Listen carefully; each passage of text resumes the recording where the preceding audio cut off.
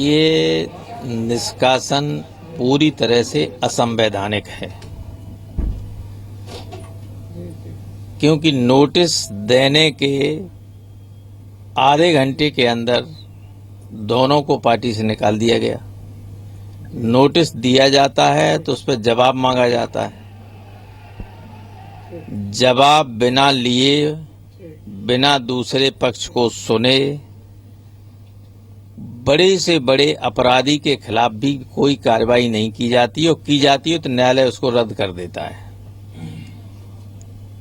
लेकिन ये सर्वोच्च न्यायालय से भी बड़े कि नोटिस मिला, जवाब मिला नहीं, जवाब और उससे पहले ही निकाल दिया गया, तो ये असंवैधानिक है। ज्यूरिस्प्रूडेंस के न्याय शास्त्र का जो नैसर्गिक नियम है उसके अनुसार भी बिना किसी के पक्ष को सुने हुए आप कार्रवाई नहीं कर सकते। तो ये जो कार्रवाई की है मुख्यमंत्री के खिलाफ और मेरे खिलाफ, ये पूरी तरह से असंवैधानिक है और गलत तथ्यों के आधार पर है।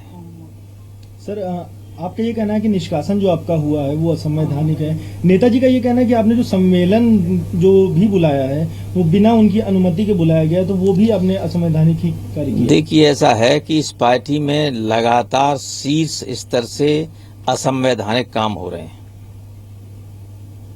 लगातार। और पार्टी का अध्यक्ष अगर असंवैधानिक काम करे तो सम्मेलन कौन बुलाएगा फिर? तो सम्मेलन तो जनप्रतिनिधियों की मांग पर बुलाया ही जाएगा। अगर सबसे बड़ा आदमी काम करे, एक बार भी पार्लियामेंट की बोर्ड की बैठक नहीं हुई हो, कैसे ये सूचियां डिक्लेयर हो गई? संविधान में है कि पार्लियामेंट्री बोर्ड तय करेगा।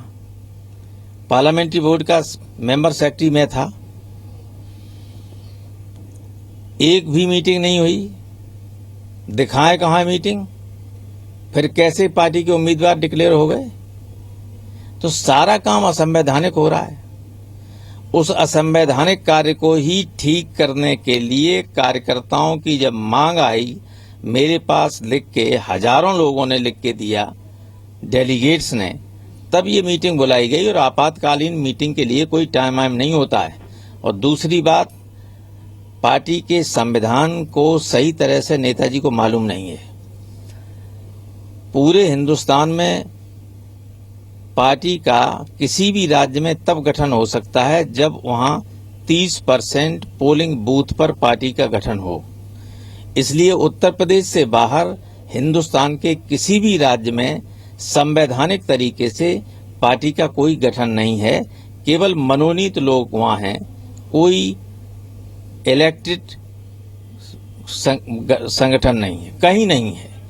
केवल जो पार्टी है वो उत्तर प्रदेश में है, जो विधिवत गठित है, और उसके जो डेलीगेट्स हैं उन्हीं की मांग पर ये सम्मेलन बुलाया गया है।